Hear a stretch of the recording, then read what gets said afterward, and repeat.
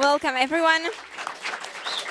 Welcome, everyone, and welcome to this wonderful evening. We are so happy to see so many happy faces, and we are super excited to have you all here. Well, this year's hackathon didn't really last only 48 hours, right? But plus one. And the moment I found out was actually yesterday evening, and I was super stressed about the time change, and I was worried to ask the question whether we are gonna sleep 1 hour less or 1 hour more, right? So I'm glad it was the extra hour, and I hope that you use that hour to work on the better solutions for the city of Bratislava.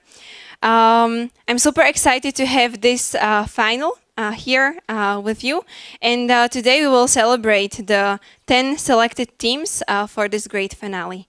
And the host of today's evening is nobody else but one of the very first people that I met in Civita when I joined the company, and it's Peter Kolesar.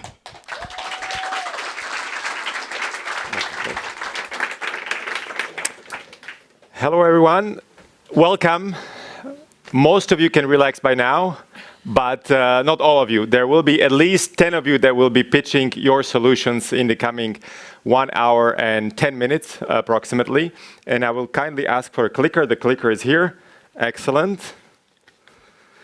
But before I invite on the stage the first team that will be pitching, and before I introduce our esteemed jury that's waiting for your solutions and your presentations, I have a few fun facts or interesting facts about the weekend that is concluding. So we had 210 participants registered for Climathon 2025, and we had 3 teams on the waiting list that actually didn't make it to the Climathon. So kudos to all of you who are registered on time. I think those 3 teams, about, 10, 12 people, had a fear of missing out and actually missed out. So we closed the registration 1 week before Climathon. Out of the 25 teams that started the weekend, 21 actually finished with a presentation and with a solution. And out of 21, 10 were invited to pitch in the final. 11 out of 25 teams were high school teams. And half of the teams that will be pitching are high school teams. So 5 out of 10 teams are high school teams. Kudos to all of you.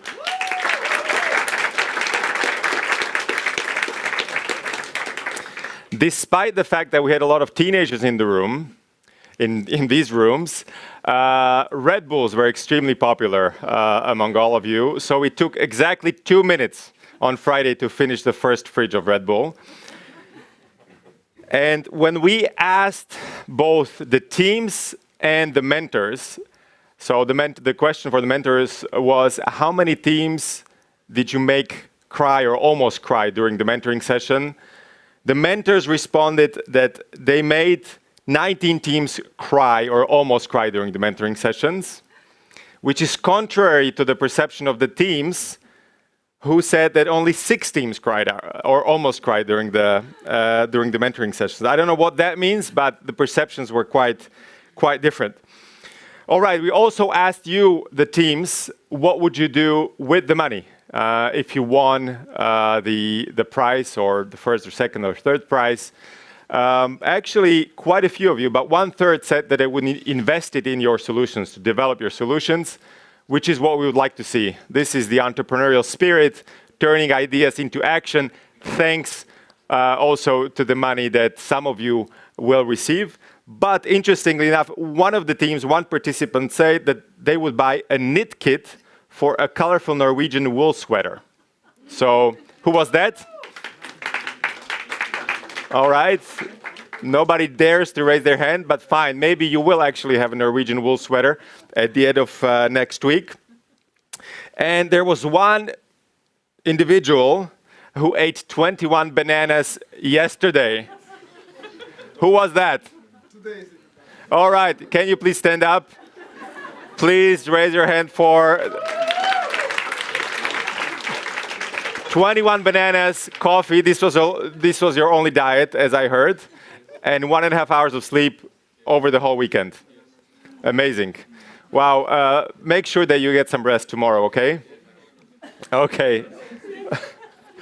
All right, and now we can actually get to the esteemed jury, and I will introduce all of them. And if you can please stand up and look and smile at the audience. First, of course, Maria Kostická from the city of Bratislava. Mary.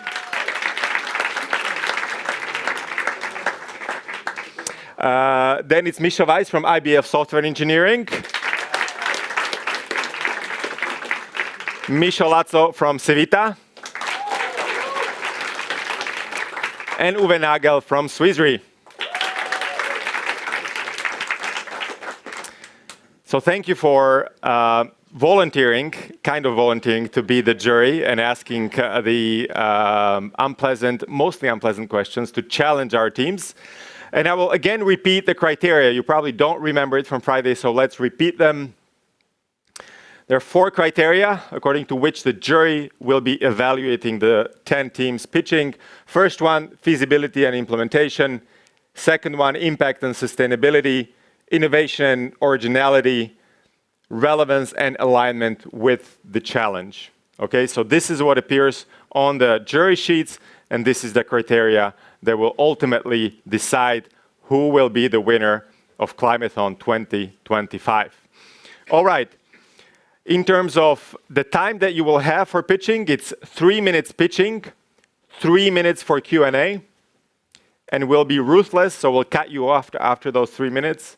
Also, the jury, if you can ask your questions very concisely in a short way, so the participants and the teams have time to respond. Also, I would kindly ask the pitching teams to stand right here, where I was not standing, but please stand here. If you move, then just move in this perimeter right here. There will be somebody that will have more than one person on the stage, but make sure you're here. Also, the entire teams can come up to the stage for Q&A, so make sure you line up over there. Just get ready to jump on the stage for the Q&A session. And I think this is pretty much it.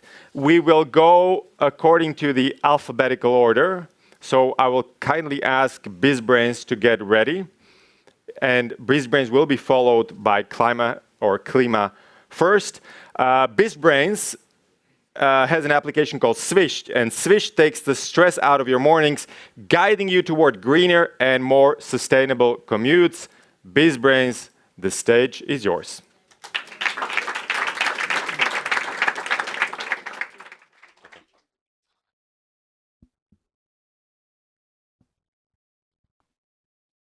It's 7:30 in the morning. Jana stands in the kitchen. One shoe is on, the other one gone missing. And she got a coffee in one hand, and in the other she has a jacket. And her child is in a full protest mode. He is saying, "I'm not wearing that." She glances out of the window and thinks, it's cloudy. Maybe we will drive today. She's tired, she's late, so she drives. 10 minutes later, she finds herself in a traffic jam with the dozens of other parents who are doing exactly the same thing. And don't get me wrong, they are not lazy parents. They are just overwhelmed. Morning routines are chaotic.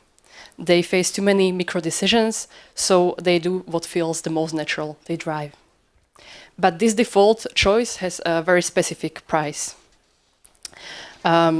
It's making the air during the weekdays, the work days, 3 times worse in means of air quality. And the reason what we try to do is to focus on a very specific target group, which are the parents with the children under 10, who are trying to do the right thing, who are trying to use sustainable means of transport, but they need maybe a little bit of help to make it easy, reliable, and stress-free. So that's why we built Swish, a smart assistant that helps families move smarter, greener, and healthier. Every evening, you get a notification based on your location, based on the weather, traffic, and timing, where you need to leave. So it sends you the nudge saying, tomorrow will be sunny. It's a perfect day for a bike. Prepare your helmet and leave by 7:20 in the morning. And what makes our app different from the others is that it's actually based on behavioral science, on the so-called EAST framework, making it easy, attractive, social, and timely. Here is the demo of our application. It works in a way that you fill out certain information. And it recommends you the route, different means of travel, different means of transport, based on the weather, based on the traffic, and based on the time when you need to arrive to the specific location, either school and work, because many parents travel on the work days. So what is important to say is that these small daily actions can turn into generational shift. And the change Bratislava needs is not necessarily the massive infrastructure or fancy slogans. The decisions start 7:30 in the morning when the parents decide whether to walk or use a car. Okay, I think the time is up, but so if I can continue just one more sentences, because when parents move differently, Bratislava breathes differently. Thank you. Time for Q&A.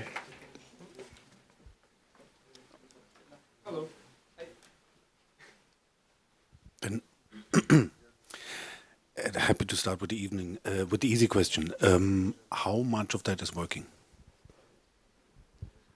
We did the proof of concept. So we have the mechanisms. It's already online. It's built as a web app, but originally, and like we want to have a mobile app. Okay. Did you speak with anyone who has children and actually goes to school? Because I do, and it's not like I decide randomly in the morning, but you actually plan it. And I know exactly that it takes me 34 minutes or 32 if I hurry up, and then I'm sweaty. So it's not like, so for me, it's not a problem you're solving. We did the validation of the problem. We interviewed aggregate about 10 people. And they confirmed that the problem is like last-minute stress when they decide not to go by the original means of transport. For example, we want to go by bike, we want to walk, but then they are like short on time, and they will, don't risk and let's go by car. Did you do some research if there are some additional or alternatives on the market, and what do you offer that the other solutions don't? Our solution is very specific, and we didn't see like the same specification, the same problem solving when you get like all the information on one page that is like needed for your decision making. And yes, there are like similar, like we can call it validation. That there are similar like nudge apps, but this one is very very specific and based on the model that Lucia did. It's even like based on scientific research. Yeah, as a parent, I'm a parent. Well, my kids are now big. I'm not taking decision based on the weather. I'm taking decisions by many other things. How would you motivate me to use this actually? Because I take the decisions already way ahead, and this weather is not the only factor I could look up from the window. Yeah, like I have to say, like you are then not the target audience, obviously, but. It's confirmed by the research that you provided that the most of the one thing that is like biggest factor is, for example, weather. But having all the information, we are like most important information that can be even optimized in the future versions are on one page and can really like help. People were saying like this is the problem, this can help, but we need to have like more iterations to find out whether it is like this is the right solution. So. Maybe why should the user use this solution on a daily basis?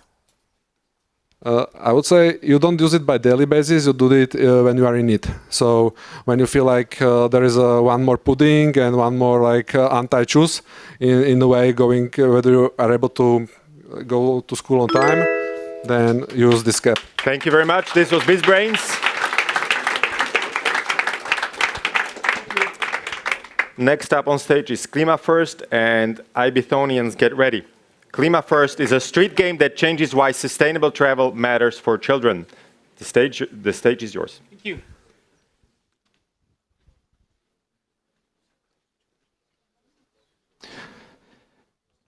So what makes children motivated? That's the question we had 2 days to answer, and we have one word: peers. because it's not the parents. We, as older siblings or parents, we can tell them anything, but unless they want it, and they are usually motivated by their peers, no change will happen. We've seen this even in the data, where we discovered that about 50% of children actually would be okay with going to school by bus, but sometimes it's not possible, and sometimes the parents don't want to, but we can change that. We focused on the children who are living more than 20 minutes away. We call this segment bears, because bears move a lot, right? I thought that was a good joke. And with this, we want to help them make a change from car to bus, or maybe even to walk. And so this isn't just an application. This is a three-step process to make sure that the solution helps the problem and so that it stays fixed. So how does it work? Firstly, communication. We believe that social media isn't the way to reach the right children right now, but we think it's peers. We think that when you see your peer having fun in the bus and talking about everything from breakfast to games, we think that's what makes children tick. And so we've designed an application, which my colleague will show you right now, which helps the children have fun and collect points. So in the morning, Hanka goes to school. She plans her journey using this app, and then on the way collects points by NFT or by quick QR codes. With this, she can gain points for her school, for her team, and together compete in the championships and in leaderboards. There is a robust reward system composing of badges and of other rewards with which we will make sure that the solution doesn't end in 1 year. This isn't a new concept, however. Multiple cities and even schools implemented something similar around the world, and we took note. We also cooperated and decided to cooperate with City for Kids in order to make sure that we get the right partners and we get this solution to as many hands as possible. But what's the most important thing? It's to make sure that it sticks and that it stays. Which is why we developed a system with behavioral nudges and rewards to make sure that children using it stay motivated year after year. This can include bonus events like double points for going in a specific time of day, or a limited time events where they can compete on a time basis.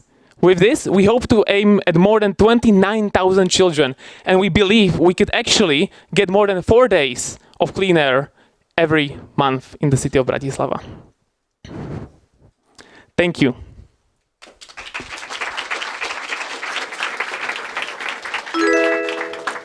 Time for questions.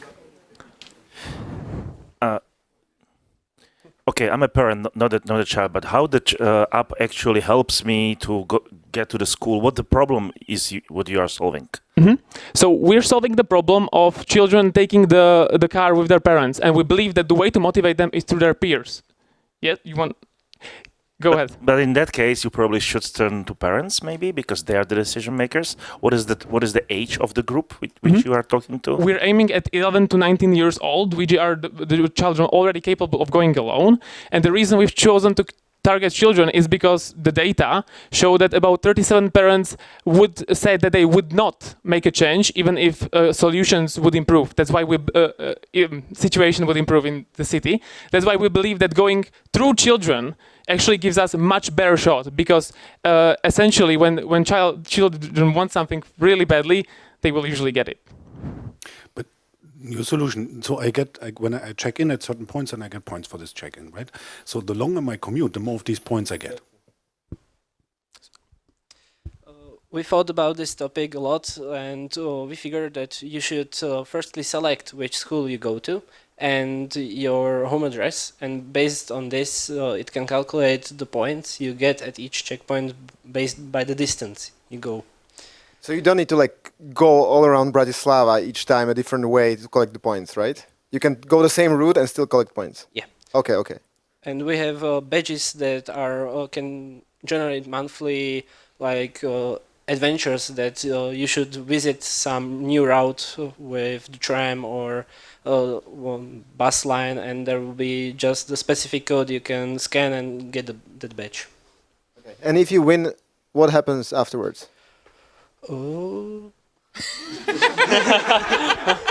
I knew this wouldn't be a technical question, so I'll handle it. Well, first of all, we want to implement the rest of the ideas we have because we believe this is just the start, and that to get it really working, we need to firstly test it and test it at school, and secondly, make sure that we get the best possible rewards possible because the children, they're motivated by their peers and also food, obviously. You mentioned in the communicate section that you rely on the peers as the ambassadors. Have you validated with them that they would be motivated to promote this solution? Well, we know that the children generally share what they do with their friends, and what we want to do is get the app firstly to people, to children who already take buses or who already walk, and to create the sort of competition between the peers who don't, because we think that motivating them externally using posts or media campaigns simply wouldn't work because they wouldn't care. Okay, quick question, running out. You mentioned QR codes, which should be probably in the buses. Have you talked to bus company? Would they work with it? We mainly thought about QR codes on the bus. Thank you very much. This was Klima First. Next up on stage, thank you so much. Next up on stage are IB-thonians, computing area specific civic amenity needs. Kavar, please get ready.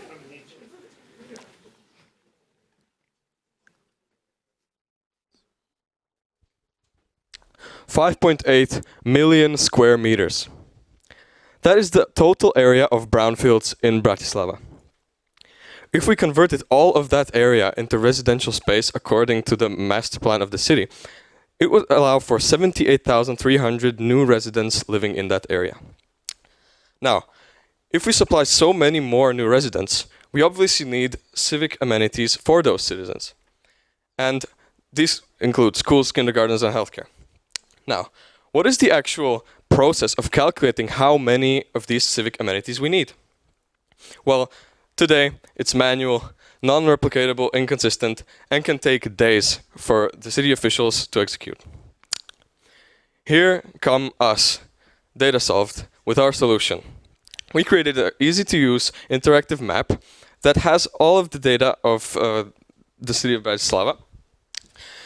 It gathers the information, scrapes the information from the master plan of the city, and analyzes nearby civic amenities that already exist, along with their capacities. This is a video demonstration of how it works. So first, the user, which would in this case be the city official who's conducting the analysis, will click on the area he wants to analyze. As you can see, there are two main inputs, the percent housing index and the floor index. And these two are data that is set by the master plan. However, we understand that in negotiations with the developer, most of these variables tend to be altered. Now, in terms of the actual results, this is what it looks like. First of all, the program actually calculates what is the predicted population on that new development project. Then, based on that information, it calculates what kind of capacities that development project would need. Then it also scans a 1 kilometer radius around that area to see how many capacities already exist. This way, the analytics can then find whether it is necessary to construct more. So far, we have a working prototype that's on a web app, and we will be able to implement this citywide in weeks. The direct impact of this would be that to save time and increase the efficiency of the overall analysis. Today, it takes days, and we will do it in a matter of seconds. I understand that most of the time of the actual analysis the negotiations takes from the actual communication with the people, but the analysis is still lengthy and there's a lot of room for improvement. The long-term goal would actually be to increase the overall efficiency of development of Bratislava to help reach the city's goal faster. Thank you very much. Thank you. Time for questions. Okay, guys, you mentioned I've seen there are schools and such things. There are schools around. As a developer, I'm a developer. How do you know whether there is enough free space in the schools?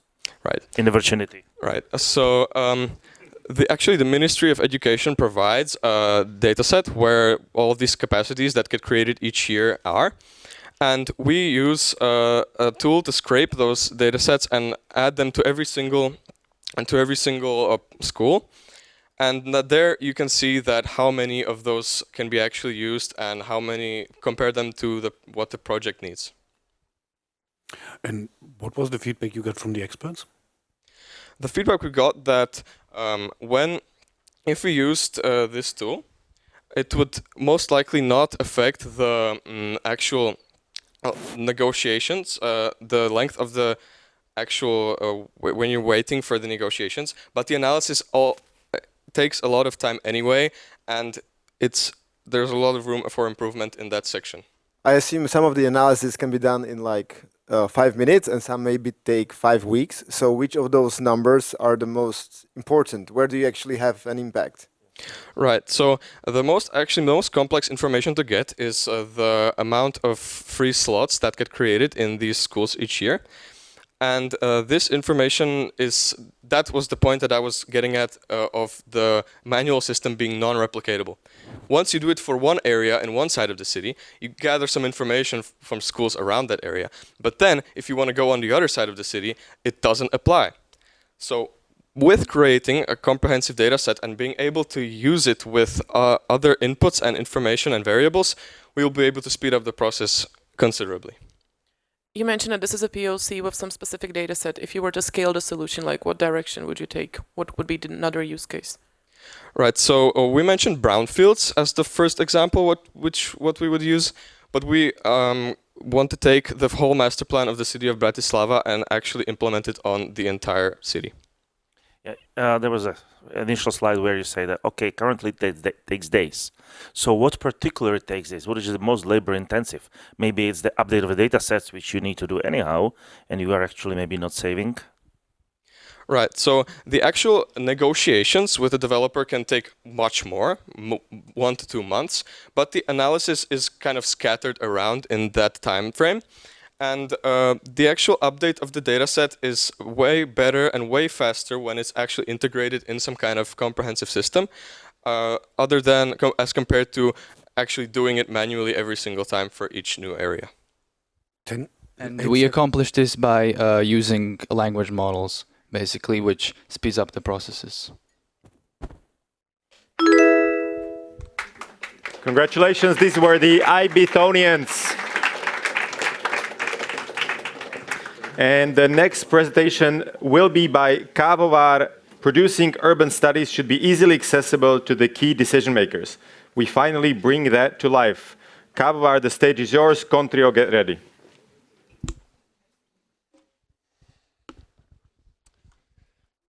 Okay, so planning Bratislava 101. Let's imagine that I'm a key decision maker and I want to analyze Mlynské nivy. Well, where do I analyze? Right now it happens in Excel. In basic spreadsheets, I make analysis without any visual or any kind of image of what I'm actually analyzing. Well, but here comes a solution that helps me with that. And that's Dataslava. What Dataslava brings is I can view the whole master plan and how it's currently divided. I can view the specific layers that I want to see and look at just those. I can also see the given amenities that are found in Bratislava. But how do we get these amenities? Well, we get them from OpenStreetMap because it's a crowdsourced data set and it updates frequently. Therefore, we can assure that right now I'm seeing just the right data that I want to see.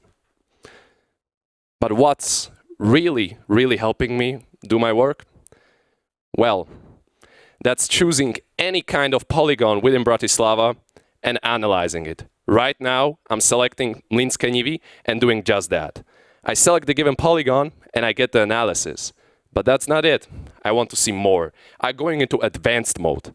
Within advanced mode, I can see the polygon I just selected and the land use divided in that polygon. I can also see the walkable radius of that polygon with the given amenities found near that polygon. and I can toggle them on and off to look at specifics such as healthcare or schools. But the killer feature that I found here, changing land uses to plan for the future. Wow. With that, I can be prepared for any kind of meeting when it comes to the developers or investors, because by changing the land uses, I get the exact development fee for the city part and the city, and also the overcharge value is right there for me. I can toggle easily between real data and the model data to see what changes I made. This visual was made manually. For me personally, the data analysis took me in between 2 to 3 hours. Well, as you just saw, I did it in around, right now, 2 minutes and counting, 40 seconds, so on. So, with that, I can make data-driven decisions and plan better Bratislava for the future. Thank you very much.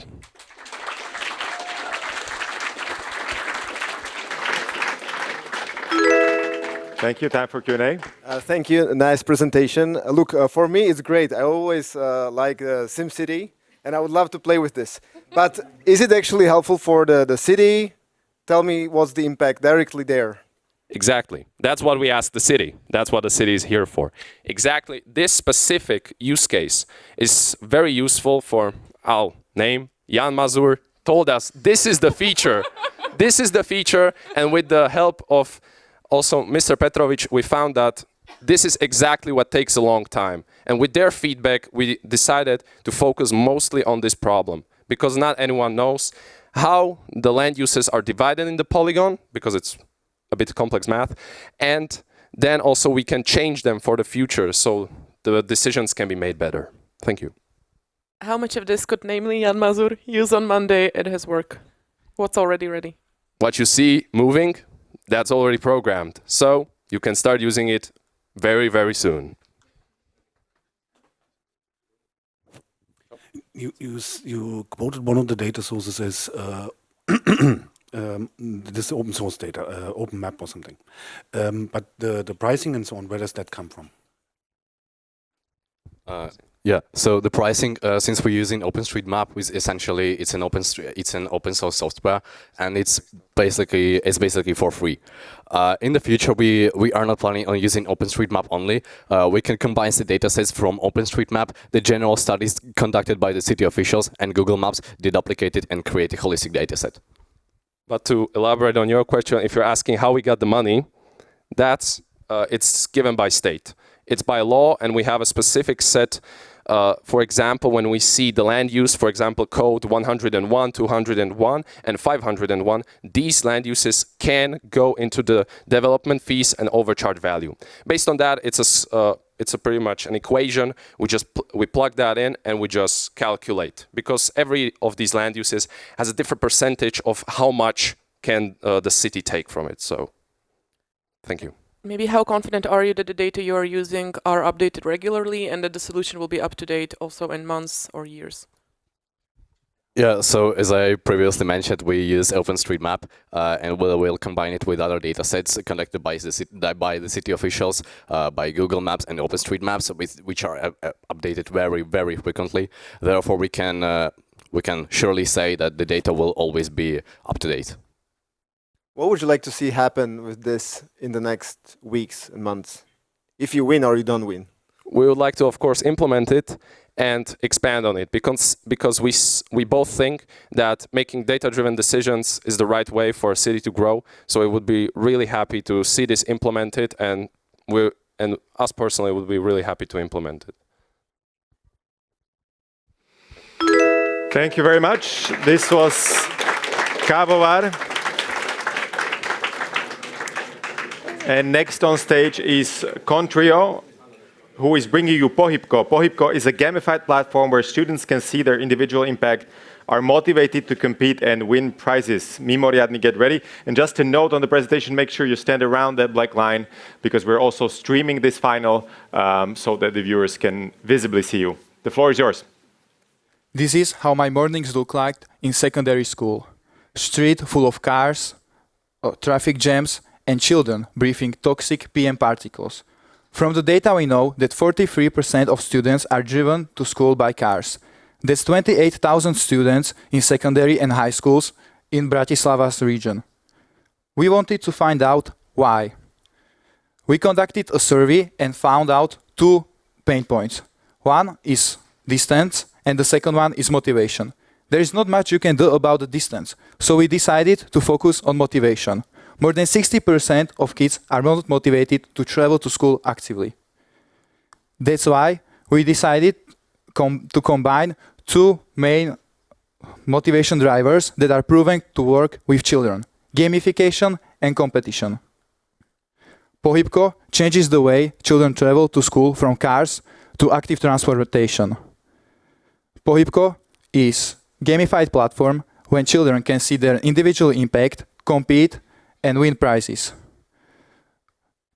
On their way to school, they scan one QR code, and in interactive and fun way, they get a question about climate change. After completing it, they will get points for active transformation and compete in the leaderboard for prizes. They also see their individual impact in number of trees they saved, which is for them far more tangible. This creates external motivation thanks to prizes and competition, and also builds their internal motivation through seeing their individual impact. Here is a real-world use case on student. Here we see the calculation of impact, then scanning the QR code on the way to school, then completing the question, then earning the points, seeing their individual impact, and watching the leaderboard. We validated this idea, and 80% of children said they would like to try Pohybko. We want to get to them through schools. We have already 10 schools that are ready to pilot the project. They said it's prestigious for them to be labeled a school that cares about climate change and safety. It's for them a way how they can attract applicants. In those 10 schools, we already have 3,000 children that can implement this idea, this solution, and can have school without cars and more safer environment. Pohybko is solution that is already ready to implement, and we have student interface and also admin panel working. Are you ready to change how Thank you very much. Because Contiroy is. Time for questions. How to start? Because so many questions. It was very quick, but when the students scanned the QR code, there was also a question and so on. What is the data you're collecting there? What are you doing with that data? What's the plan? Yeah, so the one question is about the climate change, where they can find out some interesting fact. And the second question was about their mood, because actually there are studies that walking to school or taking a bicycle improves their mental health. So in this way, they can track how they felt during the day, and so they can realize on themselves and be self-awareness about their feelings, and also see the progress in the time that they are feeling actually better when they are walking to school. Yeah. Significant part of this, what you said, was about QR codes. How would you plan to maintain them, update them? If there's someone is taking different routes, may have different questions, and if somebody would vandalize it or update it because of different questions, same question every day? Yeah, we thought about that as well. QR code is basically a website, so we can update the questions real time. So there is no change to change the QR code, because the questions are changed daily, and also they will be. You can show the map. There will be strategic positions of the QR codes, so there are no childs missed. For example, on our school here, these are the only ways we can get to school, and they are strategically posted, so everyone, when he comes actively, he will scan the QR code on the way. And how would you differentiate from those who will come to the school by car? Yeah, because mainly all dads and moms drive them directly to school, and we know that we cannot really maintain this fact, but we will post it strategically, so that we kind of eliminate the most of the cars coming. And even if somebody gets not directly to the school, but maybe asks their dad to come not that far, they will make a change as well. You mentioned you have like 10 schools that agreed to something. So what did they actually agree on, and what would they have to do? What was your role, the city's role, and the role of the schools? Okay, so they agreed that we can try Pohybko in their school, and this is what it looks like. So also from the interview, we know that schools have really a lot of things to deal with. So that's why we want to make it as easy as we can for them. So their only thing is that they will communicate the Pohybko to students and parents, and we will have prepared communication materials like templates that they can just change a few things, and they can in 5 minutes send it, and everything else will be prepared by us or Bratislava. You said that you spoke to schools, but your target groups are the children. Have you validated with them that they would be they would want to use the solution? Yeah, as I said, we validated it, and 80% of children said that they would like to try Pohybko. Okay, sorry, I misheard it. Yeah, 80%, and it was almost 90. Thank you very much. Children. This was Contrio and their Pohybko platform. Next on stage is Mimoriadny. Mimoriadny is bringing you Peshibu, which is a gamified GPS tracking device that motivates children to travel sustainably. Mimoriadny, the floor is yours. Next is please get ready. Okay. Every day, parents face the same question. Is it safe for my child to travel alone to school? According to our study with over 500 responses, the biggest fears are potential danger on the road and dangerous individuals. Children aged between 8 to 12 are often distracted and still learning, while parents are stuck between independence and safety, which creates a parental safety barrier. And they end up driving their kids to school. This is where we present our solution, Peshibu, a small, cute toy attached to a keychain, with one of its main features being the navigation. It tells the kid the directions. It notifies them if there is a crossing when they should be more alert. It tells them when to board and exit the bus and keeps them on the route. It is inspired by Tamagotchi. To keep the animals safe, and happy, you have to use the sustainable way of transportation, and it becomes sad if you use the car. You can also unlock new skins and designs if you use it frequently. The parent can control everything through a mobile app. They plan the route, which will automatically tell them all the danger points. And since it has a GPS tracker inside, they can scan they can track the kid throughout their whole journey, and it will notify them when they get to the final destination. What are the benefits? It reduces car traffic and improves air quality in front of the schools. It enhances safety for children and supports active and sustainable transport. Why Peshibu? Unlike smartphones or smartwatches, it has no games, no ads, no distractions. Less distractions means more focus, and come on, it's a cute toy. According to our survey, 9 out of 10 kids like this idea and would use our toy. We present a 2-step approach. The first step is a pilot program where we implement this idea to a single school selection, Budatinska, grades 3 to 6, and begin with the control testing. After positive evaluation, we start with step 2, where we implement this idea to more schools. And to promote the product, we will use Bratislava marketing and school websites like EduPage. As for the city, Peshibu contributes to cleaner and calmer streets and also aligns with the EU Agenda 2030 goals for sustainable mobility. Therefore, we will use the aerophones which they created for this issue. Thank you. Thank you very much. Time for questions. Okay.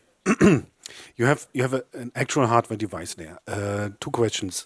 Where do you get that from? So how is it built? How you do this, and what does it cost? So it is built using these parts, which we all these circuitry and 3D models, for example, the 3D printed casing, was designed during the hackathon. I don't know. Okay, so this is what it looked like. Oh shit.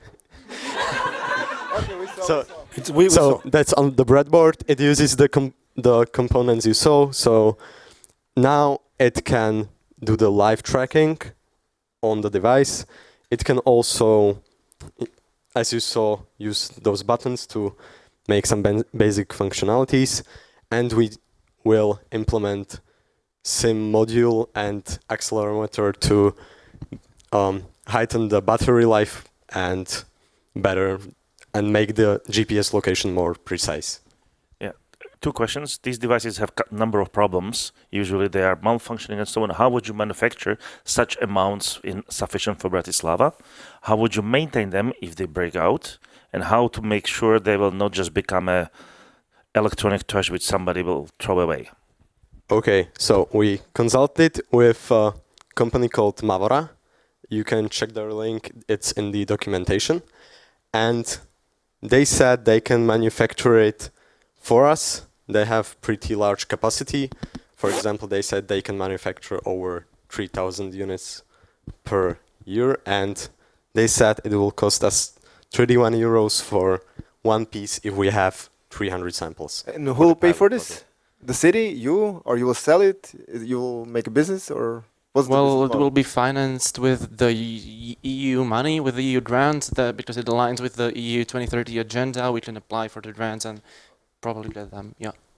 You showcase the hardware part and how it functions, but you also mentioned an app. So what is maybe ready on this field? So what is ready is the route planning for the parent. The parent can also see all the stuff like it's clickable, but it isn't connected to the hardware yet. But that could, yeah, that's one of the next steps. And maybe how long would it take to connect those two? So we got it figured out, like how would we connect it safely and precisely, but we haven't gotten our hands on the set sim module because we don't have all the parts. So. But it would take like 3 months to make the functional prototype that is reliable and set it all up. It tells the children when to enter and exit the bus. Doesn't that assume that the bus is on time? Thank you very much. Thank you for the presentation and your answers. The name. Excellent. The name of the next team pitching is and is, I'll just describe what they do, brings you a 15-minute Bratislava, which helps city planners make better evidence-based decisions by combining multiple urban data sets into one interactive map. The floor is yours. Bratislava city planners currently spend weeks combining fragmented data from several different sources in order to make multi-million euro decisions. This often results in faulty decision making. They also have to align their goals in negotiations with developers, which developers have different goals, so this can also lead to some misunderstandings. Here are some examples of all the different sources of data that they have to use when making these very complex and difficult decisions. And here's our solution, 15-minute Bratislava.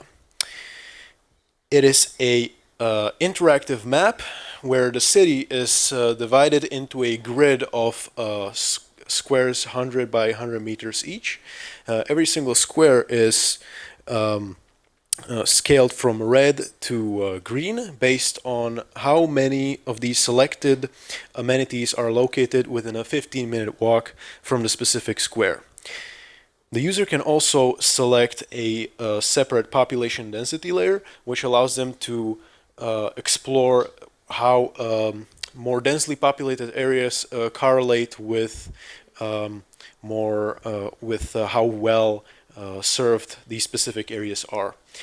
Each square is clickable, so there is a pop-up which shows the present amenities and also the missing ones within a 15-minute walk radius, and there is also a percentage rating score as well as a number of residents within the specific square area.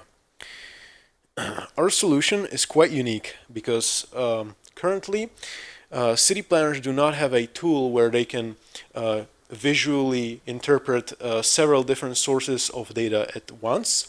And also we use real walking distance time that we calculate based on data from OpenStreetMaps as opposed to just a static radius. According to quite a few urban planners that we talked to, this would be very useful when negotiating with developers. Our project is also very high ROI because the only cost is labor. So it is entirely open source. Some of the next steps that we would take with this project would be refining the grid by excluding undesired areas, such as, for example, bodies of water or agricultural land, integrating new data sets, for example, brownfield maps or urban land use plan, as well as more complex analysis based on population density. Thank you very much. Thank you very much. Time for questions. Okay. I like it. I've seen this in city planning video games, and it's wonderful because you see this heat map and then you drop a school where one is needed. But that's a little bit more complicated in a city like Bratislava in real life. So what's the concrete use case that you could imagine? How tell me a story. How is this really bringing a lot of value and benefit to the city of Bratislava? Sure. Let's say a developer wants to build a resident building, right?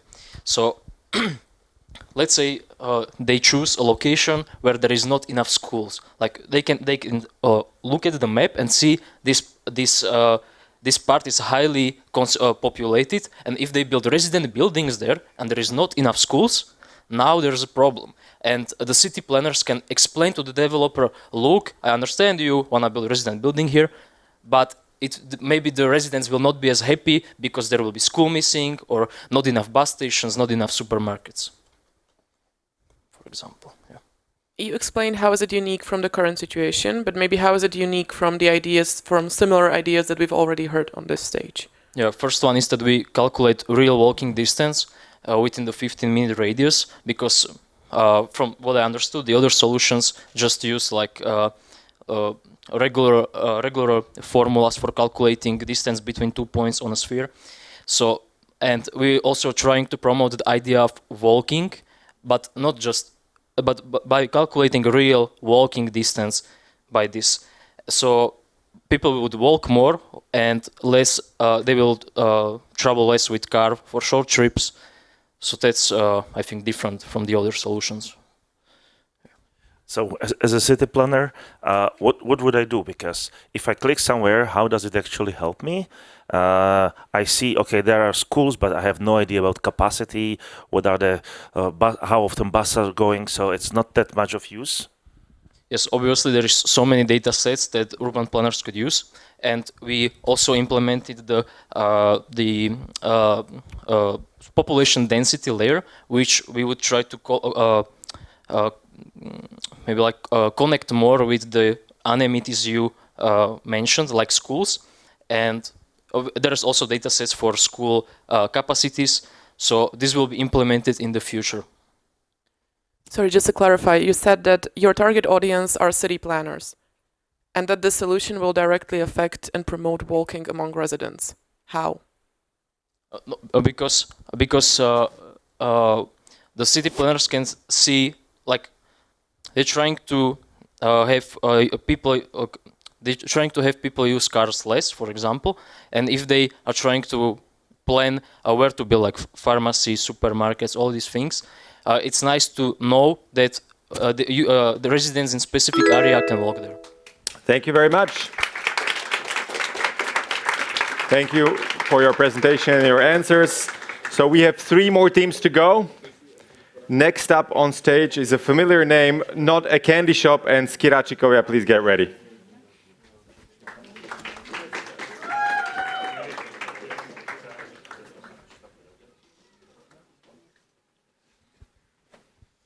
Hi everyone. So, bad on paper, bad in reality. This is a story of Slnečnice, a new residential neighborhood in Bratislava with 800 kids and no primary school. Why is that? Because the city doesn't have the budget to build new public amenities with the new developments. However, in recent years, they have fixed this issue. They created a process in which they asked the developers, do you want to build more in exchange for contribution and development fee? If the answer is yes, they have funds to build these public amenities with the new neighborhoods. But now the process looks like this. The workers have to analyze, calculate, and negotiate all of these things manually. This is a slow, complex process that is prone to mistakes. And we solve this issue. In our app, you can click on any area in the city spatial plan, and it tells you the number of inhabitants, the maximum floor area, the contribution fees, the development fees, or the number of kids that need to go to school. How does it work? We take the city spatial plan. We take the city spatial plan and combine it with urban coefficients from multiple sources and build it into automated equations. We also use cadastre data and present education area or other municipal data sets. And who benefits from this? It puts the city into a better position to negotiate with the developers. It also earns new profits and saves money to the workers in the city. But hey, this is a win-win-win for everyone, because the developers can increase their profits and the citizens get better public amenities at the time of the new development is built. So initially, we wanted to create a software that would show us the change in the city spatial plan. We came to Jan Mazur and we asked him, is this the solution that you really need? You know what he said? He said yes, but more importantly, I need a solution that would show me the 20% deviation fee. This is a new law that we implemented into our software. This single feature will save 15 man days to Jan Brunovsky per case, who's not calculating this. So this was our solution. This is my team. Thank you, David. Thank you, Tuta. Thank you, Maciej. Thank you, Ragi. I'm Sonia. I'm an urban planner. And let's make New Slnečnice good on paper and good in reality. Thank you. Thank you so much. Time for questions. Thank you for the presentation. So, with full respect to your competitors, one way in which you are better and one way in which others are better than you. So I have experience on how the developer is being how the new development is being calculated, and I use real life coefficients that I use also in my everyday work. So these things are precise, and we focused on the 20% deviation rather on the change of the spatial plan, also because this is a process that takes over 5 years. So the 20% deviation is good. And what others did better than you? One thing. Okay. For example, okay. For example, other teams. I think Kalvar. They are changing spatial plan, but as Sonia said, it takes much longer. So for now, we focus on the 20% deviation tool. But this tool which they developed is also useful, but in much more long run. Yeah, but this one, which you explained us, only gives you money. But money means city actually needs money, or city needs to do other things. Because if I would be a city planner, I'm actually looking for schools, roads, and other things. Yeah. So in order to build all of these, you need to know the capacity. So these tools tell you if in that given area, for example, Nové Lido, if this block, this functional area, if it's being built and maximized to the point, if you need 1 school, 2 schools, 3 schools. So does it answer your question? Does it take context into the reality? Because I need to know population of the surroundings and capacities. Yeah. For example, now you can see the precise number of students in each school, and also you see the capacity of the school, and the green surrounding is like the perfect area to attend the school. So if some area is out of the green area, it's too far from school to go by foot there. There is a precise number, like 700 meters. That's the perfect number to go by foot to the school. When you were talking about the impact, the 15 man days that would be saved, is it per month, per year, Per case. Per case? Okay. So each developer who wants to change the city spatial plan based on the 20% deviation, which takes only maybe 3 months to draft the contract, that is 15 days of work. I think Janko Mazur said that in the next year or this year, I'm not sure, they have 10 cases like this. So 10 times 10 times is 150 days. It's almost one job. Real quick, doesn't that need some kind of verification? Thank you very much. Thank you. As you walk out, you can answer, this was not a candy shop. And the next presentation will be by Skiračikovia, who are bringing you an app that lets people anonymously signal danger nearby, alerting others in the bus who can step in to help. Skiračikovia, the floor is yours. Thank you. Aggressive man attacks bus passengers not only verbally but physically. You would think that this doesn't really happen often, right? But the sad truth is that maybe it does. And how do we know this? Well, students of Bratislava, or maybe like even citizens, communicate that the number one problem of public transport is the safety concerns. Let's talk about Jana. Jana was the victim of this case.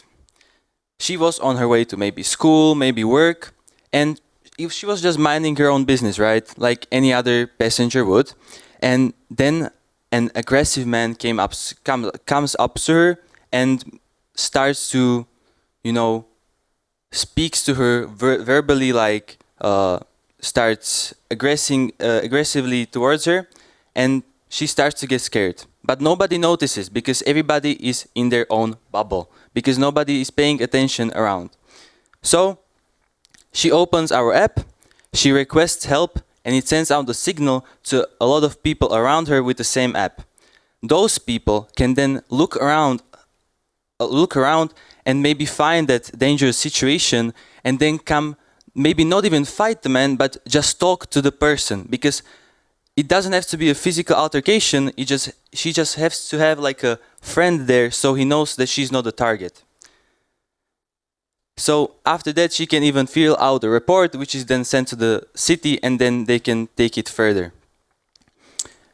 Simple solutions that make noticeable changes are the best, right? So that's what we're engaging for. We are tackling the problems of the bystander effects and by the problem of people being in their own bubbles and not noticing what's going on around them. Also, that people don't maybe want to give out the incentive that they need help, either when if it's not possible or because it's just maybe embarrassing for them. So, community, it's a strong word, because if we make it, okay to talk that we need help and there is people that are willing to help, respond to those comments or like requests, then you have a functional community, right? So that's what we're striving for. Stronger together. It's kind of a campaign that will get people to use the app more, and then it works even better because there's a lot of more people to help, and it just brings it together. Our also vision is to have this not only in the buses but all over Bratislava. So it's maybe like a map, and wherever on the walks, on the parks, they can request help and it can be answered. Thank you. Thank you. Time for the jury. How you would motivate people to join the community? That's problem number one. You need to have a critical mass. That's a big issue. And second, how would you prevent the offenders to join the community because they could actually misuse it? Yes. So to answer your second question first, there will be a optional like an ID check. So it checks maybe their criminal history as well. And to the first question, can you maybe repeat it because I forgot it? So how would you motivate people to join? Because right. by ID check, you would demotivate. Yes. Well, they would have to understand that it's a part of the safest process, and we would get them there either by influencers or like social challenges, or even like the banners on the tables or in the buses where there's like the levitating things up there. Yeah. No. So what is your estimate in a city like Bratislava? How many active users you would need to have in order for this to function, to have the critical mass needed? You need 100, 10,000, 100,000? Well, for it to start working, I would imagine maybe like around 10,000, and then it would scale up more and more that it's heard. So maybe the minimum requirement is about 10,000. Maybe 1,000. Maybe let's go back to the story of Jane that you presented. Is Jane a high school student? And if not, how is the solution relevant to the challenge number one? She can be a high school student, but we got data that with the safety that they got research about why they don't use public transport, and most of the results like answered that it's because of the safety, because it's more for the women because they don't feel safe, they feel discomforted, they don't feel like traveling with public transport, so they take by car. So yeah, as a woman that does not feel safe at certain parts of the city, I completely agree. I just wanted to ask like if there is the problem solution fit. So. Yes, so that is by the button. That is the solution. If there is no one nearby, there is also the SOS button that will contact the emergency number or the bus driver or someone. Okay, maybe that's because I'm not a woman, but these things happen, of course, and in a city with more than 400,000 inhabitants, they happen on a certain basis. But to one particular person, it doesn't happen very often. So why would I install this app when it never has happened to me? I think you have a wife or kids, and do you care for their safety? I think that most people care about the safety, and we also asked our friends, if even men, that. Okay. Thank you very much. This was the team of Skiračikovia.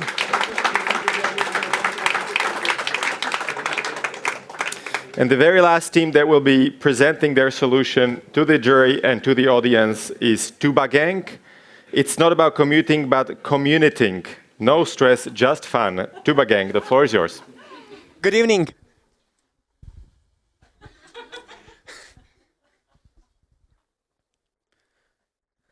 How to learn to go actively to school? Just by learning it. So why aren't we doing it if we gotta do it to learn it? First, be honest. Is this you in the morning? Too stressful, too much to do. It's even hard to take care of yourself, not even your child. And that's why people mostly use car to get to school as quickly as possible and to feel safe, to feel on time. Let's spare that. Let's spare that stress. Let's make it convenient for all of us. And for the children, even fun. Based on data we've been provided from the MIP Bratislava, we can say that we can stick with the already functioning idea of peši bus. But with a minor change. It's not about the parents, it's about the older peers from the school. This way, we will make it fun for the children, because who wants to go with the adult? We want the children to have fun together, to sing together, to learn stuff together, to chat about the school, whatever. And we can also rely on those older children, because they use the road every single day to the school. They know it. They feel comfortable there. and they know the best one, the safe one. How to get them to work with us. That's what we have our team Veron with us, and they can jump into the class in already the schools we're working with, and they can have a workshop with the children. They can talk with them about how to behave safely and what to do, what not to do during the walks. And those children who are genuinely interested in being a mate for the younger ones, who want to show them something, who want to spend time with them, we can work with them. And the best ones, the ones who are reliable, the ones who understand the safety, they can be checked by a Bratislava ulic. That's a paper that tells everyone around you that you're the one for us. How will the parents know about them? Okay, that's nice that we have them, and we have them exactly on our info board in the school. Every school has one. We can know from there what route they are using, when they are leaving, the contact on them, and when needed, the parents can view in the WhatsApp group when they're leaving and where they are in the moment. This way, we will also create the community feeling that we can also make children know the whole neighborhood better, and we can teach them how to behave safely. Thank you.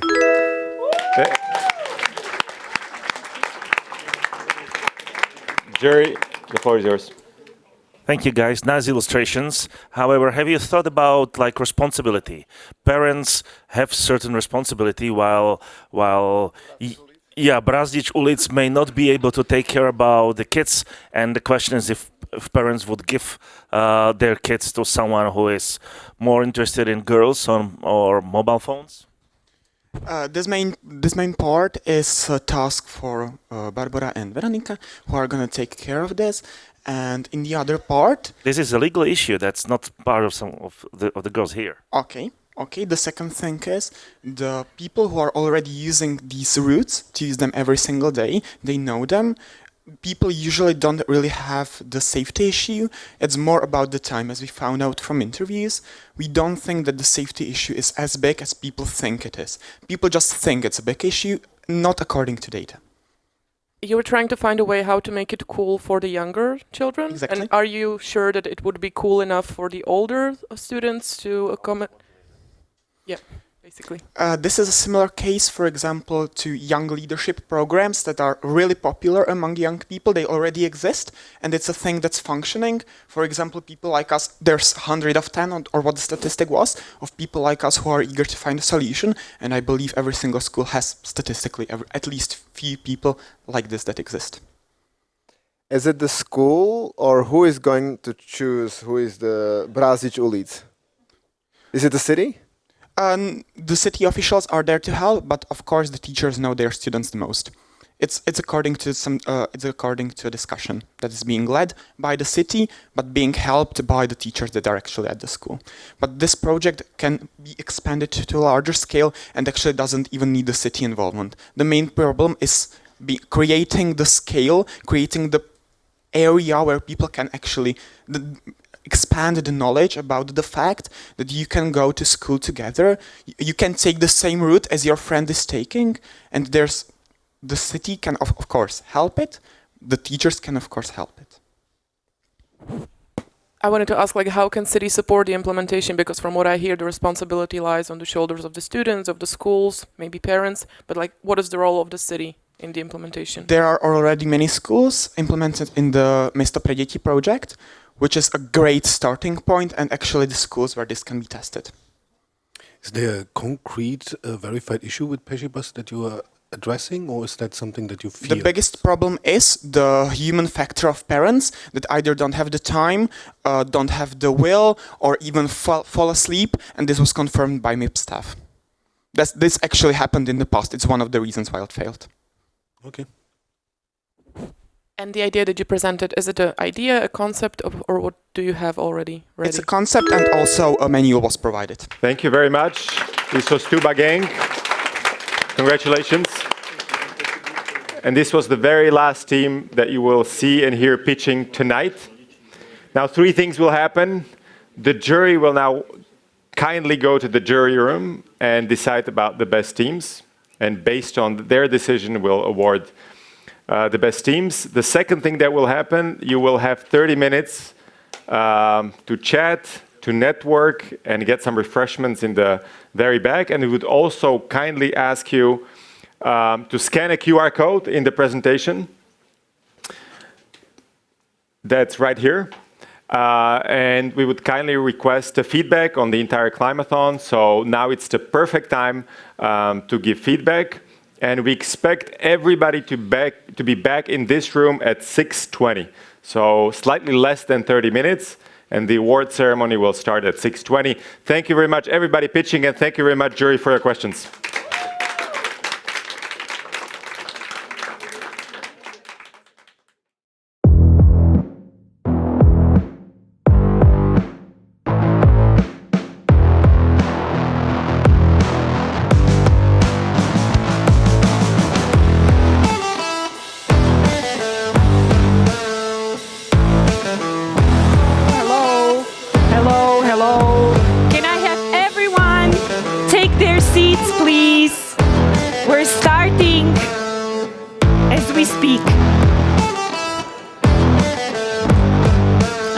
To hear quite a strong applause, and there are not enough people. So can I please have everyone? Thank you.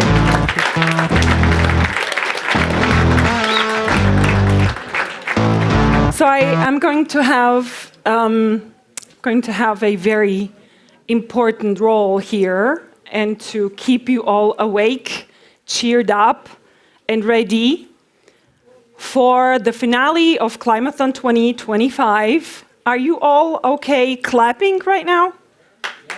Thank you. Thank you.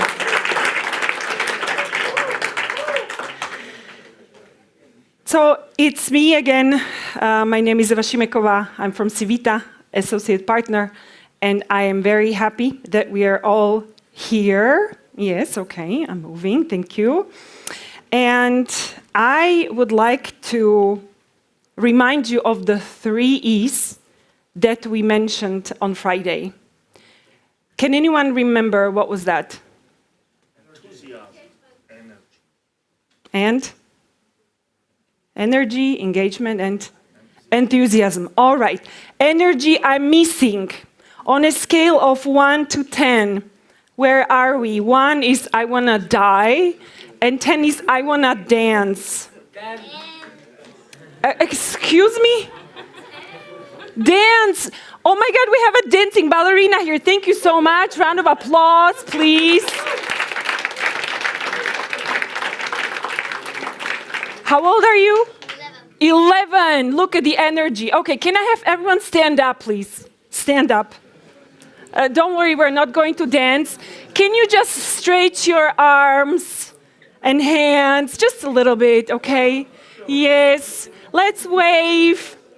Let's turn around a little bit. Wonderful, you're so amazing. Another round of applause. We'll be clapping a lot. Woo! I can feel this is bringing you energy, so get ready. All right, do you know who are the heroes of this weekend? Volunteers. Also, there's no question or no answer is wrong answer. Or the tiger. Thank you, Misho. So I have 3 heroes, and those heroes are not only the volunteers and not only the winners. And first hero, I would say, is our city of Bratislava. Thank you. I'm so proud of you that I don't have to tell you to clap. You're getting better and better. Thank you for that. So why city of Bratislava? For being bold, very bold, to ask for help, its citizens. For being bold, not to look for the perfect solutions, but for the right problems. And then looking at MVPs and things that, look like some product or service, and then being open to a dialogue with you. Round of applause, please. You forgot a little bit. And I want to name people who have been with us as a part of the organizing team from the very beginning, and that's Mary, Jano, Sonia, and Zuzka. Thank you so much for your energy and for wanting Climathon to happen.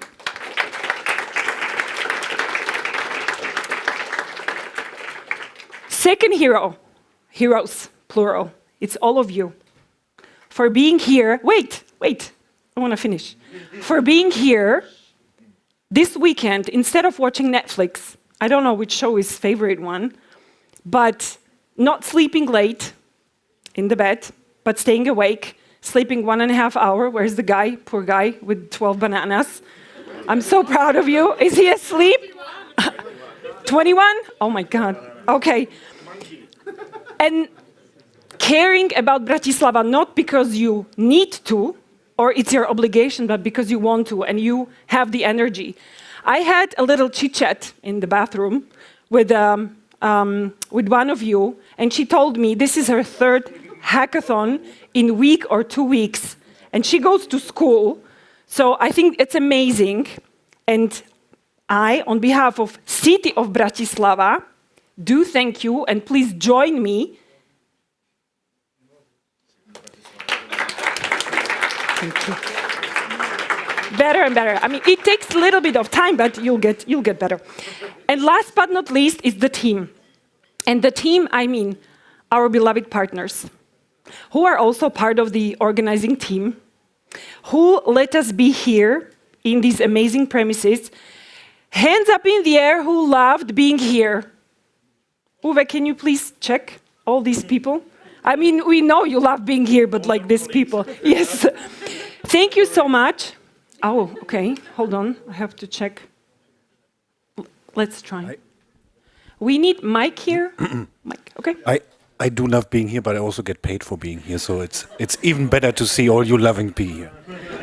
But not this weekend. This is your off time. Oh, no, this weekend is for free. Ah, okay. So we have Uwe, Michal, and Lenka. Is Lenka here? So Lenka, can you please stand up? And you will receive a wonderful round of applause because thanks to you, we are here, right?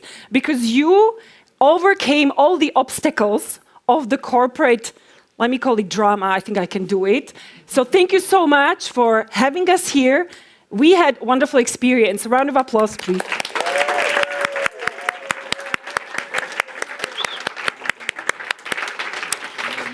And of course, Misho and Jožo, our partners in crime. You're not hiding, are you? With your wonderful striped T-shirt with the whistling, what is it? Yes. Round of applause for Misho and Jožo and others as well. So this was, and I will continue with the heroes, but I need to show the logos as well. First, I described the people. Logos come second. So we have Civita Bratislava, which I mentioned as organizers, then main partners, Swissre, and golden partner. And then we have partners and supporters, Nadácia Slovenské sporiteľne, Urban Mobility, and main media partner, Start It Up. Again, we have community partners. I will give you 5 seconds. 5, 4, 3, 2, 1. And next slide is the other part of the team that we have. Those are our wonderful mentors from the city of Bratislava. Round of applause.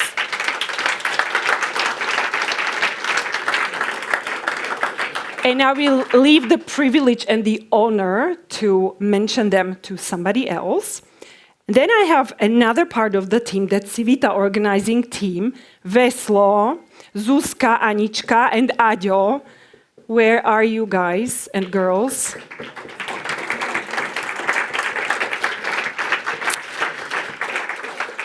And I was asked to mention a little bit of a history. So guess what? This is a picture from 2021. Look at Peter, look at Veslo, look at Michon. So do you actually know how Climathon started? So I talked to, as I was told, OG of Climathon, Peťa Zurovčinová, who was here briefly, was very excited and is giving all her love to all of you.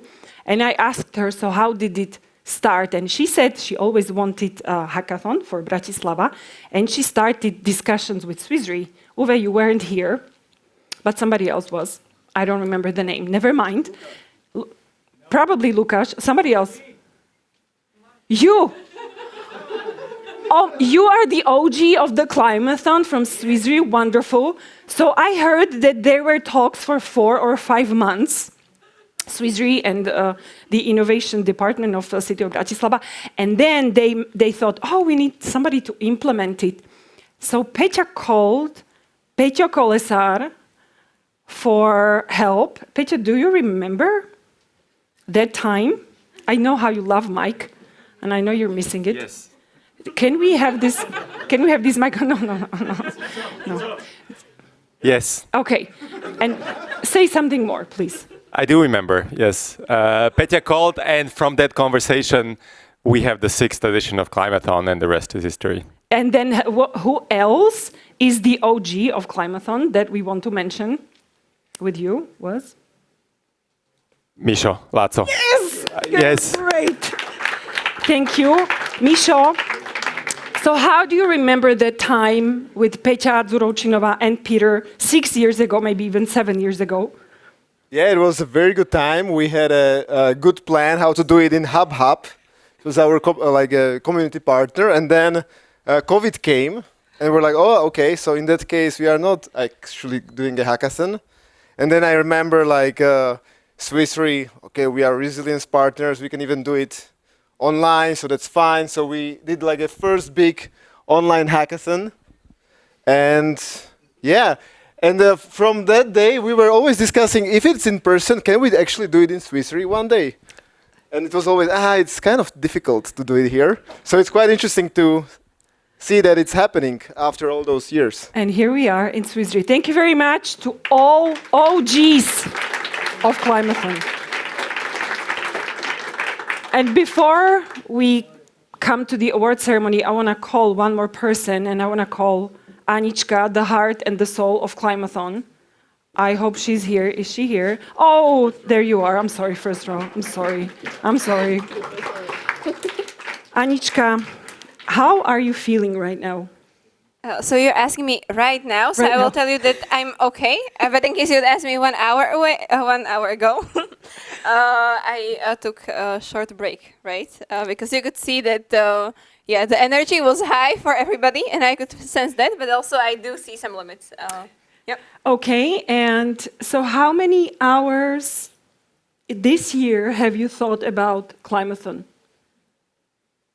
Just give me a ballpark number. 5,000. This year, like this calendar year. Like this calendar year. Because I know you've been with us for ever, but this year. I would say maybe 400. 1,000. 400, Feels say like 500. Yeah. Okay, and last question, Anička. Maybe when I add the dreams, then it's more. Okay, then it's 500,000. Okay, and last question, Anička. So what's right now, what's the best thing about this year's Climathon for you? Like the best memory or best thing or funniest or... For me, it's like being super proud of the final result of every presenter. Especially even during the pre-selection and also here during the final, how much progress you guys made in those 49 hours this weekend, right? And I was super proud of you to see how well you can present, how great ideas you can come up with such a short time span. So thank you very much for that. Thank you.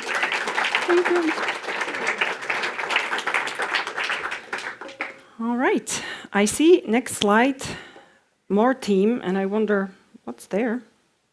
More team heart, one more applause. I don't know what's more team than heart. But we are approaching Climathon Bratislava Awards with a little bit of, how do we call it? It's a break. It's a commercial break. So what's next for us and for hackathons and for startup award shows? So we have Hack Healthcare or iDays organized by Civita on November 6th If you want more information and if you want more hacking, please join us and type it. Hanka, do you want to clap? Okay, let's clap because Hanka wants to clap. Let's clap right now. Thank you. Those are new leaders here. Then we have Startup Award Slovensko in November 27th in Košice. If you want to come, please join us. We have discounted tickets for students, only €9, maybe even for less for these guys. Petya, what do you think? Should we? Yes, we will give you. Petya will give you, what? 8? Okay, special price. All right. Please do come. And then in December, we have Challenger Science finale. We have a bunch of smart scientists who we are teaching how to think like the customer and commercialize their science or their research. So please do click on this website and join us, and you'll see us because you love us, we love you. So, let's be together. Now, finally, what we are all waiting for, Climathon Bratislava Awards 2025. So, the first prize is the €2,000 prize for Young Hacker Award. And I would like on stage Misha Weiss, CEO of IBL Weather Software Solutions. And the music, please. Wait. I wanted music, because I love this music. And finally, yes, clapping. Please, let's clap. I love clapping. All right. So, young hacker. Misho, would you say that you were a young hacker? Definitely. Can you turn it on? I think we can. Is it on? Yeah. Okay, thanks. Okay. Definitely. I was a hacker since age of 10 actually. Oh, so what? Computer hacker. Okay, so what defined you as a young hacker? Tell us 3 things. Challenging everything, trying impossible, and inventing new things which nobody knew about, inventing things which everybody knows about because it was already invented, but it was fun. And that's the most important part and most defining thing of this weekend, by the way. I want to share one fun fact. I hope you'll forgive me. But ouch. Well, let's see. So do you guys know what asset is? Yeah? Who doesn't know what asset is? Okay, everybody knows. Do you know that there is a connection between Misho and asset, right? Just a little. I know, yeah. Can you share? I mean, I know you know. Can you share? Oh yeah, as a young hacker, actually, I was one of the guys more or less starting the asset. And I told to the old guys that, you are doing not a good job, and I will call my friends from the high school, and we will start the new software, new product, and we will change the world. And we did.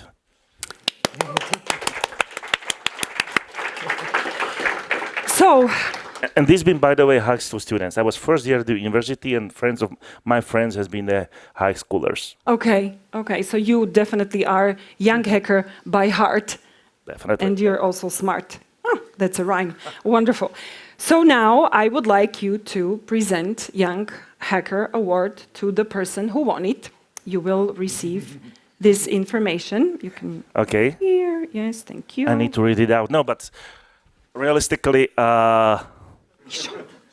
sorry. When we first come up with this idea, when first student teams starting appearing here, or 1 or 2 students teams, I was really proud about it because I have seen myself being at that age, and if such things would exist at that time, I would definitely be there. So we last year we come up with this idea, okay, if there will be enough students teams, let's make a Young Hacker Award. And this year actually we have more than 50% of high schoolers in this hackathon, which is simply amazing.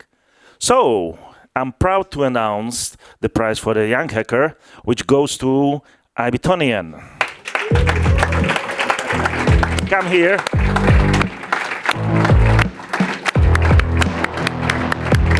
Yes. Gratulujeme. Mega. Hej. A ty si? Nie. I did a high five. Yes. Hey, okay, picture time with all these beautiful presents, prezzies. Keep the music going, okay?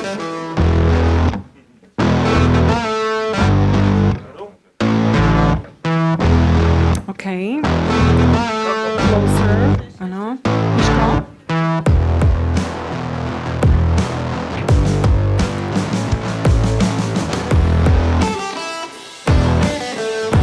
Woo! Congratulations! So who's the speaker? Who's the speaker? He's the speaker. Okay, three words that define your team right now. We don't have much time. Come on. Too much brainstorming. Okay. Woo! Wonderful. Thank you very much.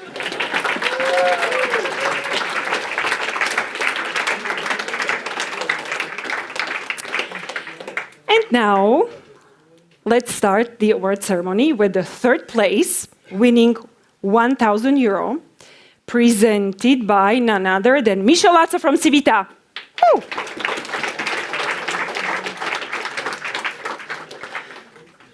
Michel, are you an old hacker?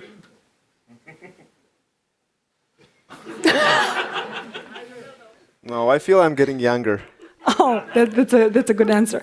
Okay, so I have a question, obviously. So 6 years ago, award ceremony, and award ceremony now. What's the difference? What do you feel? What do you see? Well, now I feel old because I don't remember so much. But I remember we had masks, and there's this photo with like the organizing teams and the jury members. As the jury, each of the jury member was in a different phone booth in the hub, and each of us had a laptop. And at that time, we didn't have to wear a mask when we were in the booth. But then when we went out, we were supposed to have a mask. So that's what I remember. And then also we were like, it's quite fun that it's just like the organizing teams and the mentors in Hub, and we are having a lot of time, a lot of good time, but we're like, you know, where are all the people? Like all the people are like online. And so it felt like nice that we don't have to, you know, kind of pretend and we could do whatever. At the same time, it felt very sad because the faces were not there. So that's what I remember. So I think it's better this way. Okay, and last question. Can you remember like most tense moment from the 6 years of Climathon for you? And it should be a little bit funny. So tense and funny. Just saying. Oh, funny. or tense. Or tense. Or tense. Is it I'm still thinking about the COVID times because it was like testing, not testing, testing, not testing. You know, it's not so. I mean, it was not so funny, but it was tense. It was tense. Yeah, I was going to find the oldest picture from Climathon of Misha, and we had just one with him wearing a mask, and we wouldn't even know that it's you. I mean, we know, but we wouldn't know. So okay, one thing was funny that there was this like photo. We had like one good photo from like the organizing team and so on with the people, okay. And I was on that photo with everyone. We had to wear a mask. It was very important for Swiss Re, for the city, to show, to be an example for others. So the photo was with a mask, and then we posted it on LinkedIn and so on. And a lot of people wrote me that your mask was not fixed, and it was just like that. So that was kind of funny, but kind of funny, but also tense. Okay, so I would like you to present the third place, and the third place goes to Clima First.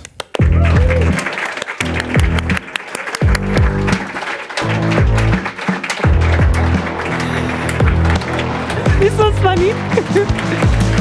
Oh, come on, guys. Takes you forever.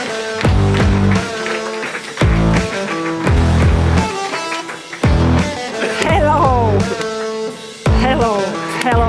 Okay. Your bags. Let's do it.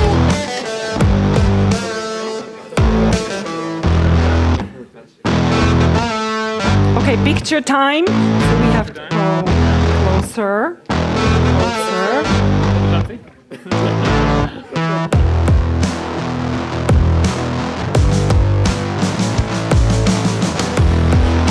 Round of applause. So who's the speaker? Oh, you looked like you're shy, but you're not. It depends. Okay. Whether I know what I'm going to talk about. Oh, wow. Okay. Okay. So 3 words that define your team right now. Okay, 5. I love them. Oh, more? I love them very much. Okay, perfect. Round of applause. Thank you so much. I mean, feel free to stay. Feel free. More photos? Yeah? Yeah, great. Thank you guys.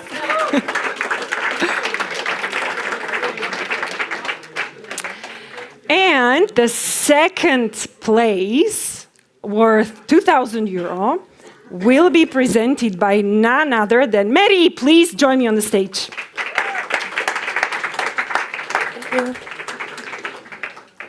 So, Mary, how are you? Good, really tense, expecting what you'll ask me. Okay, I'll ask you afterwards. Now I know that you have some important message to share, and I will think of some tense and fun question. Okay. I do, thank you. It's been mentioned already, but I think it's been mentioned not enough. The Climathon is really about collaboration.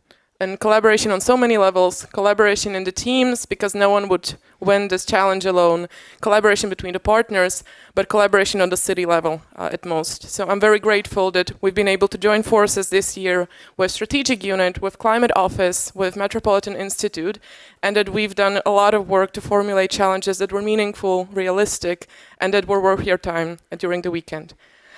And we can see throughout the everyday work of the colleagues that they are not just reacting to the problems of today, but they are also planning the city of tomorrow. They are doing it proactively, deliberately, and also with your help after this weekend.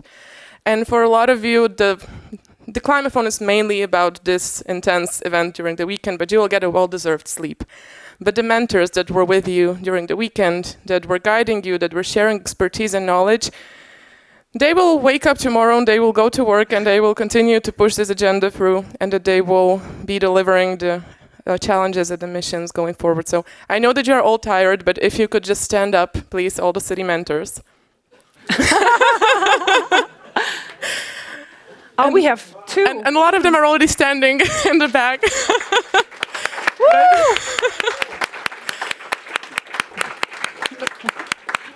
I would like to give a very heartfelt thank you, and I wrote you down because I don't want to forget anyone. So Rebecca, Veronika, Sonia, Katarina, Karolina from Challenge 1, Jan, Adam, Michal, Eva, Jan, and Lukáš from Challenge 2, Filip, Lukáš, Rado, and Zuzka from the innovation team, and also the mentors that are not working for the city because, oh my God, you spend your weekend here even though you do not work for the city, and thank you so much for that. And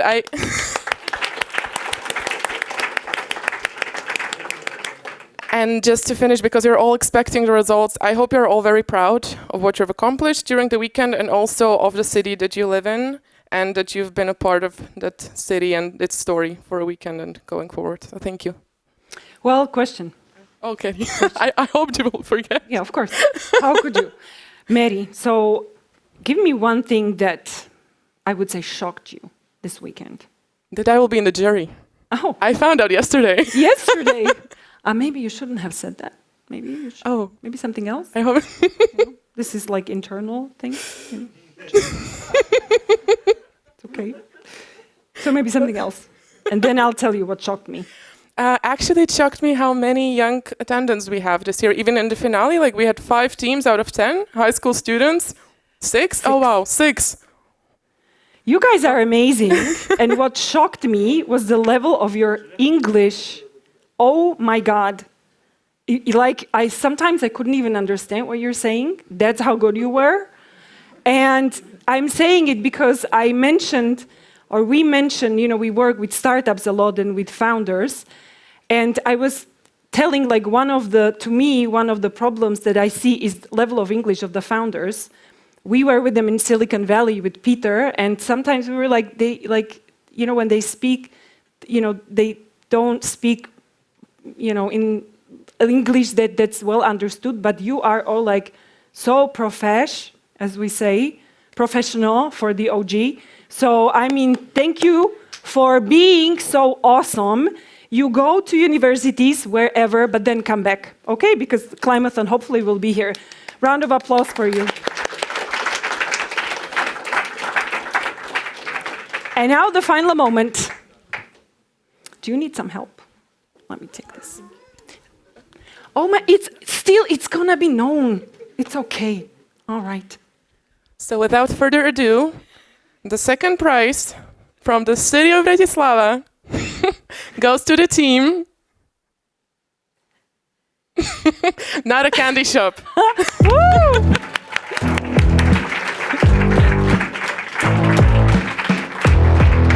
Shop, come on.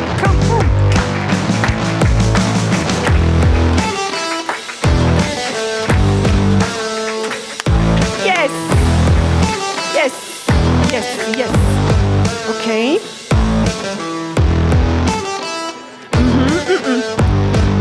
I mean, you can hold it, but maybe you want to give it to them. Okay, we got to go a little bit further. Okay.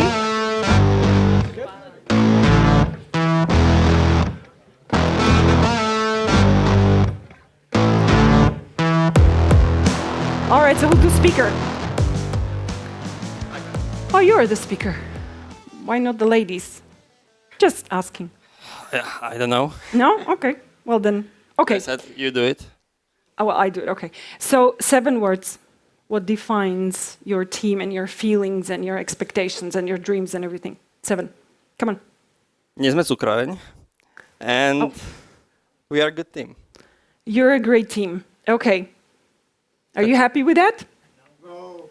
Okay. See, you heard the public. All right. The public So voice. we are all from next area. We are good friends. We love to work together. We don't have enough problems to solve together, and therefore we came here to solve another problem as last year. And eventually we came up with pretty good solution, at least in my opinion. So Are you happy with this? Yeah. Thank you. Enjoy.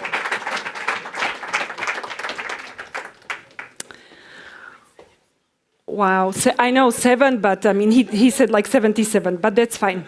All right, the moment of truth is here.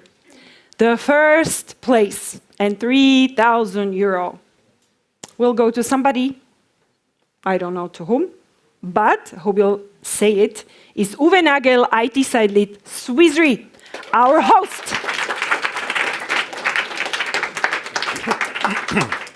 Thank you. So Uwe, Climathon 6 years ago, Climathon now. I know I'm repeating myself, but I'm starting with the easy questions. So how do you feel right here, right now? Way more comfortable, because in contrast to the first Climathon, now I'm in a place where I'm feeling very much at home. Also, for the first Climathon, I was thinking very, very long about what do I say for the opening speech. Mm-hmm. The last 5 Climathons, I started my opening speech that I'm saying every year the same thing, and I do. So it was totally worth it. that thinking. So. And this year, are you going to say the same? I already did. That's the intro. And now? Because you're always presenting the award, so is it going to be the same? No. Okay. What happens in the end has changed drastically. Oh. And there's a very simple reason for that. The beginning is about why are we doing this? For me, it's always about expressing why is Swissre in it and so on and so forth. And this has never changed. So we always had that approach. We always wanted to improve the city and so on and so forth. The end has changed dramatically because the end is about what you guys are producing. And this has, for many, many different reasons, improved every single year. And we have seen so much improvement that you asked earlier what has shocked me. The solutions, for example, that we saw. It's just amazing what's coming out of these things nowadays, what you can do, what you guys can do in 48 hours. It's absolutely shocking. And Uwe, when you come here tomorrow morning, 8 a.m., 9? 9:30? 9. 9-ish. It depends a bit on the traffic. And you come here and it's going to be all quiet. You won't see these beautiful faces. Are you going to be sad? That's for sure. But tomorrow this will be a very quiet place because all the offices and so on are all around us. And this is the place where we go here for lunch maybe. We go here when we have big town halls, but otherwise it's never that full. So, but I'm gonna miss you guys tomorrow. That's for sure. But you will have us in your head, in your imagination, and you will remember this forever. Please join me in applauding Uwe. Thank you.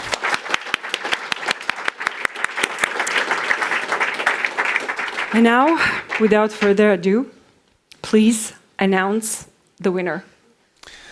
Okay, before really, no, there's nobody. I mean, somebody could have been there. Just making sure. You are there.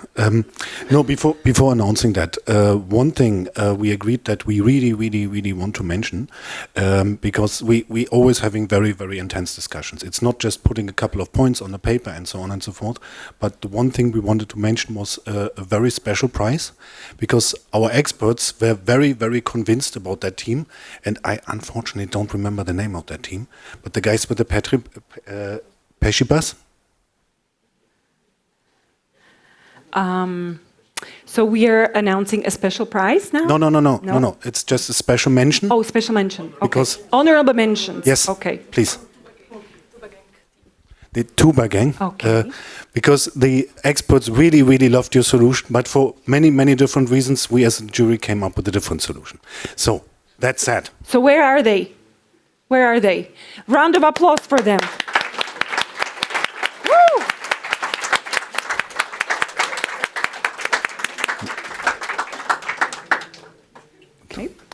Your experts really love you. Okay, but now back to the program. Everybody focused again? Okay. Shh. If you're not quiet, I'm gonna start to tell another episode. Or we start speaking German. You don't want that. I do. No, okay. Back to the main topic. The main prize, the first prize this year for the Climathon, after a lot of deliberation by the jury, goes to Kavovar.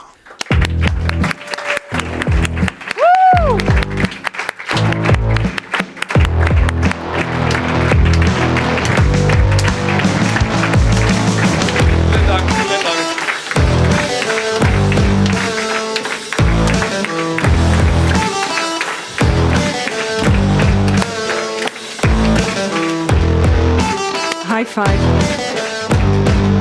High five. High five. High five. High five. All right.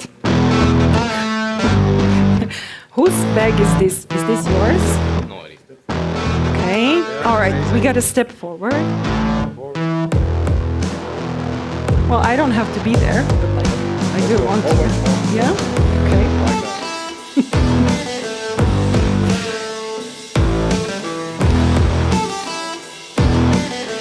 Round of applause. Thank you very much, Uwe. Now, who's the speaker? You're the speaker. Okay. Thank you.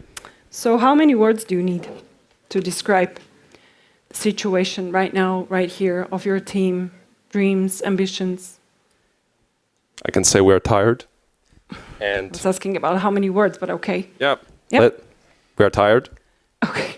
We cook, but not coffee. Thank you. I mean, so are we happy with this? Can they go to sleep? You want to go to sleep, or you want to say something else? We'd like to, and I would like to thank the city of Bratislava first of all, because organizing such a Climathon must be even having this place. So thank you, Swiss Re. Beautiful, beautiful offices, like totally amazing. Wi-Fi top notch. We can't say anything to that. Amazing amenities here. The whole team. Thank you very much. Food, catering, 10 out of 10. Also to all the sponsors for the food and the mentors. Thank you.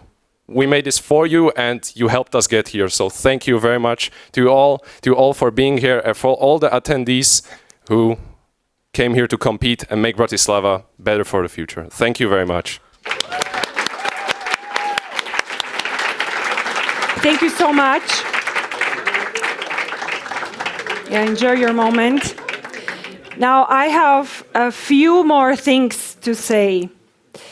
So I said there is a slide more team, and I have no idea what that means. That was just, I was just joking, because that actually means something, and that means a lot. And those are our volunteers from Nexteria, from Swissry, and from Lyceum. Can you guys come here? Because I forgot about you, so you deserve a stage presence. Can I please have all the volunteers for Climathon, and can I please have my music? Come on, come on. You deserve this. Swissry, Nexteria, Lyceum. Come on. Quickly, quickly, come on. You deserve to be here. Is that everyone? No one else? Pictures. You are the heroes of this weekend. You are helpful, probably not sleeping, but you will sleep. Don't worry. Thank you so much. One more applause.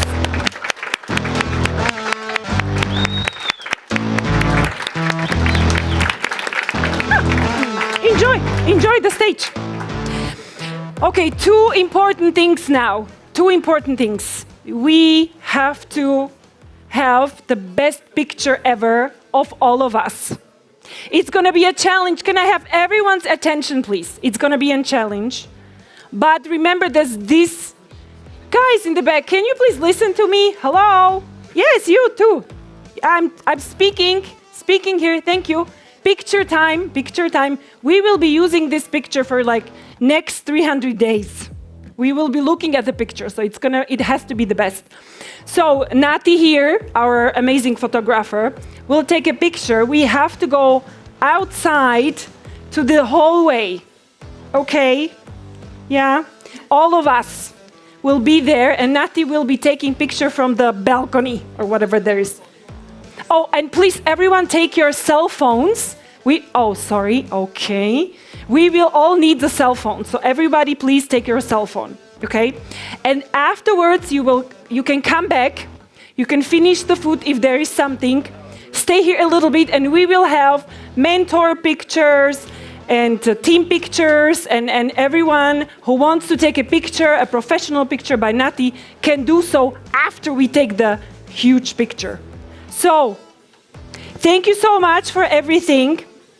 Thank you so much for being awake, wide awake. And please join me in thanking you all once again. Round of applause, and let's go. Scheme? Oh, bye, stream. Everyone, bye.